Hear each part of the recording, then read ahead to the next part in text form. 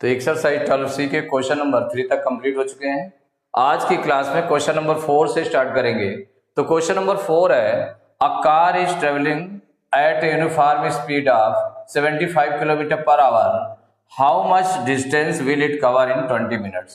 कि माने 20 मिनट्स में कार कितना डिस्टेंस कवर करेगी। इसमें स्पीड गिवन है और टाइम गिवन है। क्या निकालना? डिस्टेंस। तो इसके लिए 4 ऑप्शंस दिए हुए हैं कि कौन सा क्या डिस्टेंस होगी।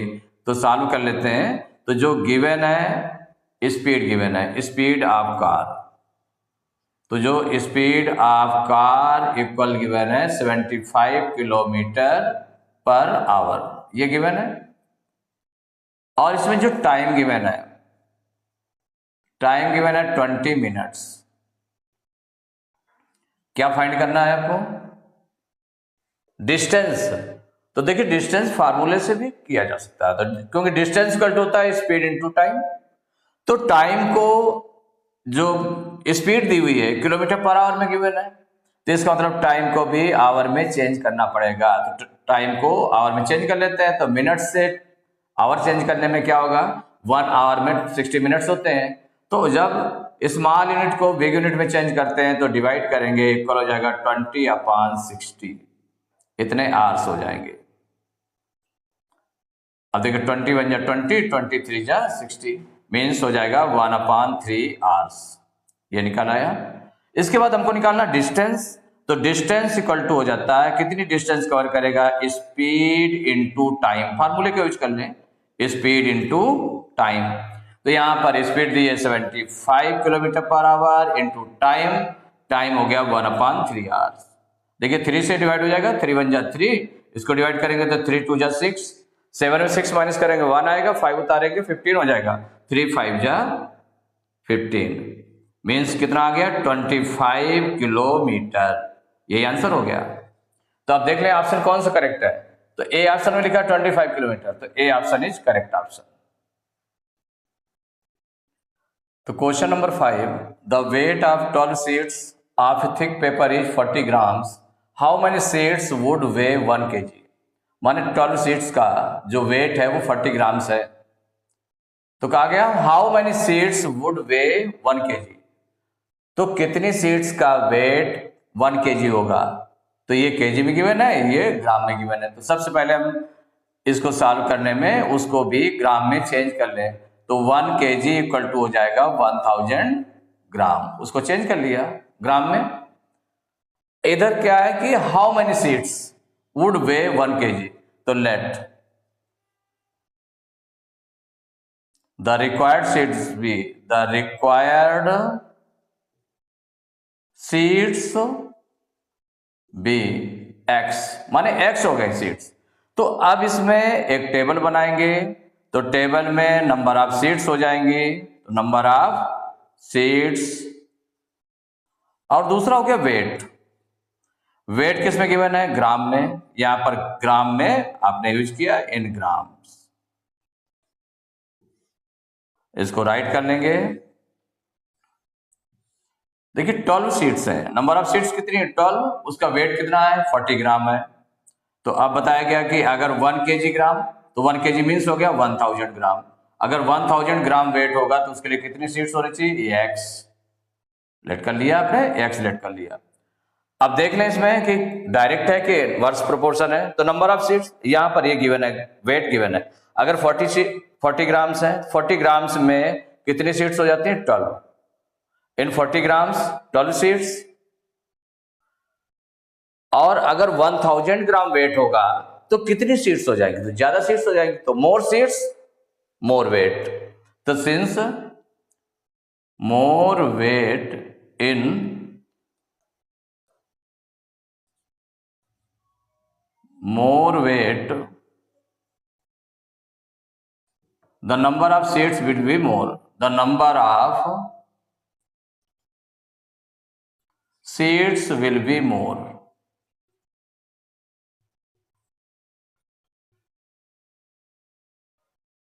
या नंबर ऑफ मोर वेट माने इन मोर वेट। मोर वेट में ज्यादा वेट हो जाएगा, पहले से ज्यादा वेट होगा तो number of seats will be more. तो देयरफॉर इट इज, मोर के साथ मोर है ना, तो it is direct proportion, it is direct proportion. तो जब डायरेक्ट प्रोपोर्शन में है तो इसका मतलब क्या होगा, जो रूल यूज होगा डायरेक्ट प्रोपोर्शन का, तो x upon y equal to constant.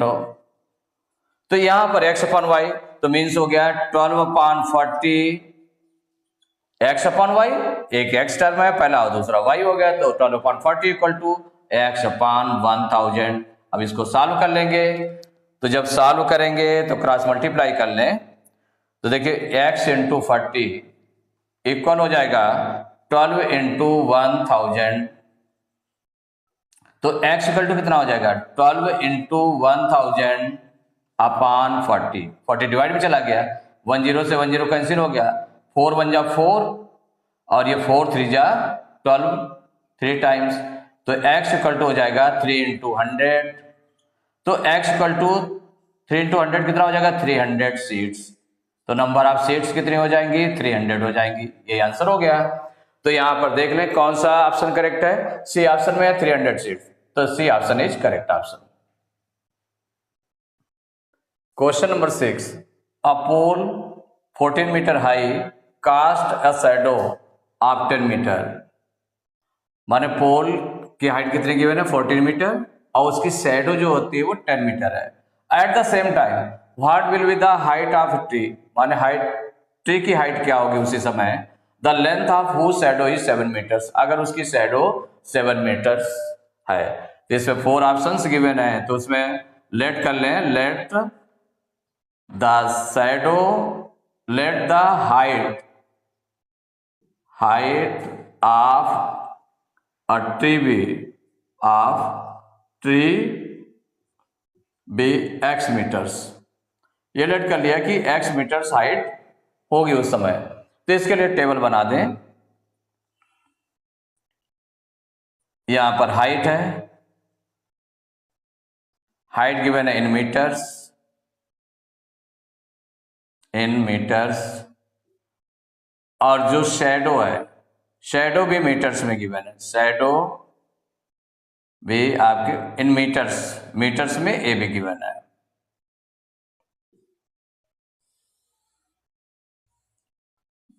तो यहां पर जो सबसे पहले पोल है 14 मीटर हाइट है, हाइट कितनी है 14 मीटर है पोल की, उसकी शैडो की लेंथ कितनी है, शैडो की लेंथ है 10 मीटर है, 10 मीटर है। अब कहा गया eight the same time what will be the height of a tree, तो ट्री की हाइट क्या होगी वो x लेट कर ली गई है, और जब उसकी शैडो की लेंथ है कितनी 7 मीटर्स।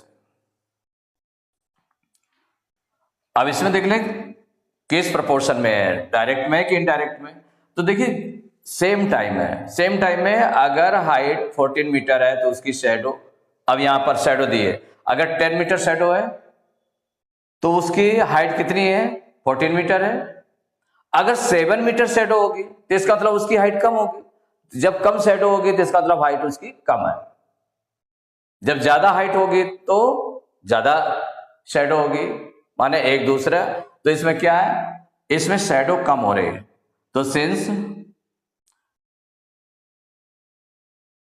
लेस शैडो, शैडो क्या हुआ पहले से कम हुई, less shadow, the height will be less, the height will be less, माने लेस शैडो में हाइट जो है वो लेस हो जाएंगी, तो लेस के साथ लेस है, इसका मतलब it is direct proportion, it is direct proportion.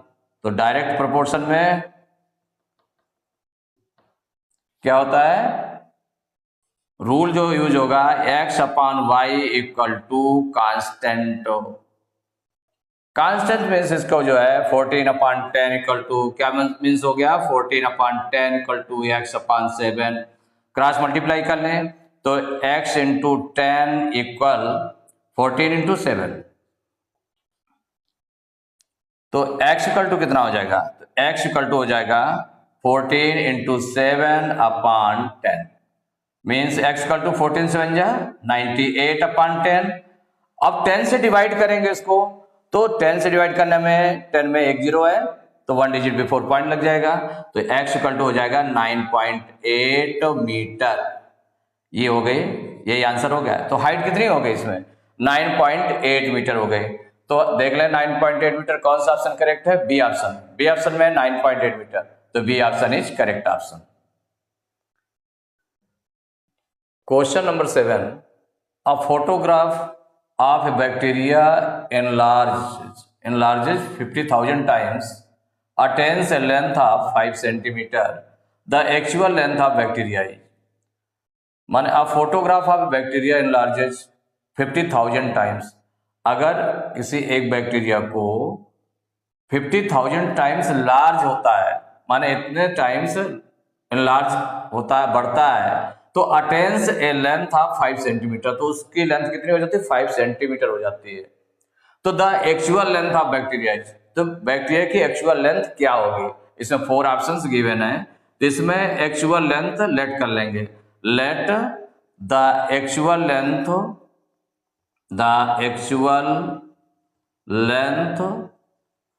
Of bacteria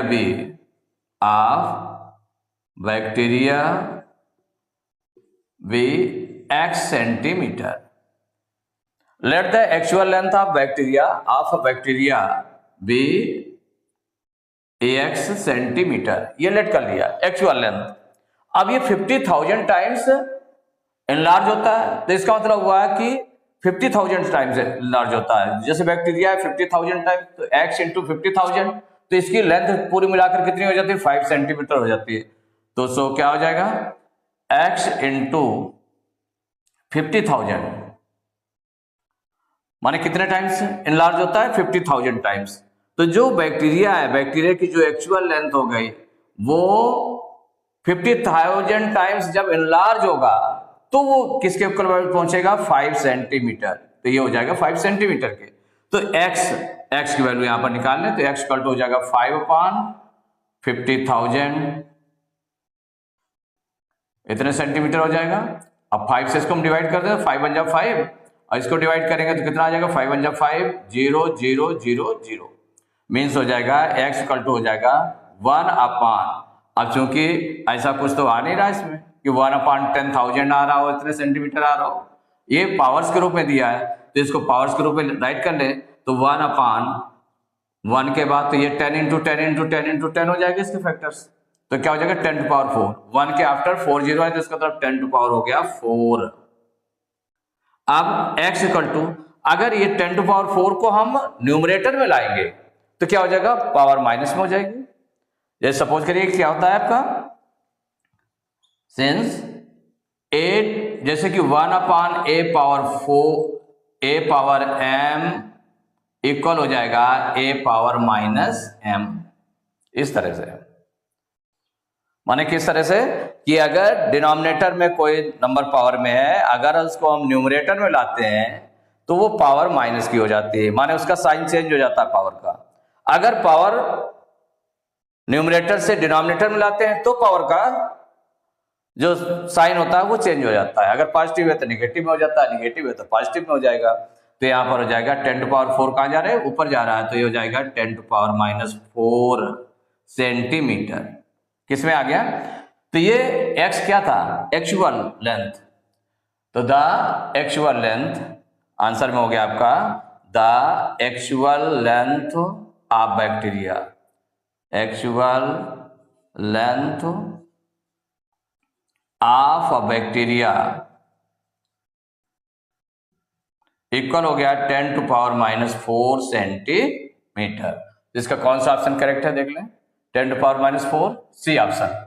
C option is correct option. तो एक्सरसाइज 12C के क्वेश्चन नंबर 7 तक कंप्लीट हो चुके हैं। नेक्स्ट क्लास में क्वेश्चन नंबर 8 से स्टार्ट करेंगे।